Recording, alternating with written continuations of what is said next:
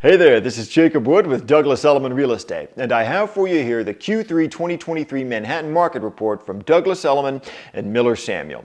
Now, the story of the Manhattan market in 2023 has been the story of rising interest rates. Rates having risen 130%, that's 34 basis points in less than 2 years, has had more of an effect on our market than all other factors combined. However, its effect has not been felt amongst all inventory types equally, and it's seen much more in certain market statistics than others. For example, activity contracted over 20% last quarter, yet pricing remained essentially flat. Now, how can any market contract over 20% in activity but not see much of an effect in pricing? And the answer is absorption rate. While activity contracted 22% last quarter, supply contracted as well. Would-be sellers, even those who would realize a fair amount of savings buying into a buyer's market on a larger purchase, aren't listing their homes because they don't want to trade in their interest rate that they likely recently refinanced at 3.25% over the past several years for a rate that's twice as high on a larger loan for their purchase. Additionally, we're not seeing the sort of forced sales that typically precede a price correction. Looking at almost any metric, the fundamentals of our national economy are strong. The tech layoffs of last year have leveled off. We're just not likely to see the sort of supply glut that typically precedes a correction in real estate prices, let alone a recession. Additionally, it's important to see the context of the 22% contraction in the larger trend of the rate's effect on market activity. That same metric, year-over-year activity contraction, was 39% in Q2 and 37% in Q1. So we're beginning to see that the rate's effect on our market activity has bottomed out, and in fact, Q3 was the third quarter in a row that we see total number of trades greater than the previous quarter. So we should continue to find our way out of interest rates' effect on our market next year. Now, that doesn't mean that all inventory has gotten out of this unscathed. Essentially, the more likely the average buyer for your home is to need a mortgage, the greater rising rates' effect on your property value has been.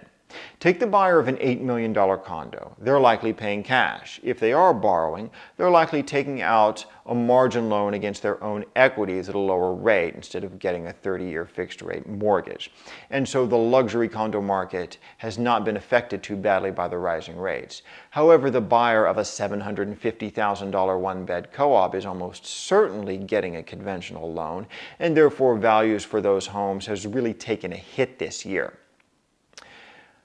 There's also a geographical factor to this. Downtown buyers are less likely to get mortgages than uptown buyers, and so we've seen that the downtown market has been more resilient. Another interesting factor that has affected home values this year is the physical condition of the home itself. The value that sellers of homes that need a complete gut renovation need to offer buyers now is much greater than it was pre-COVID.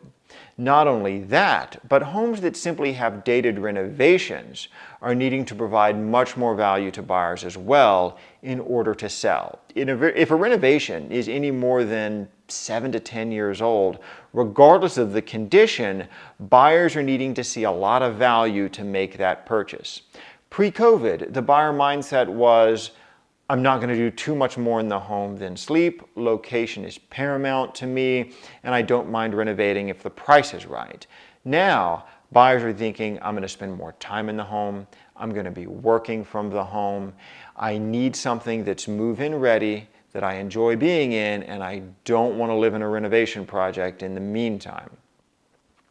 The buyers I'm working with are seeing the best deals in uptown co-ops below $3 million, especially those that need work. And the sellers that I'm working with of inventory like that are the ones that are having to price most competitively to find buyers. So if you're interested in how current market dynamics are affecting the value of your home, or if you're interested in specific opportunities in the neighborhood where you're searching, let's talk more. This is Jacob Wood with Douglas Elliman Real Estate.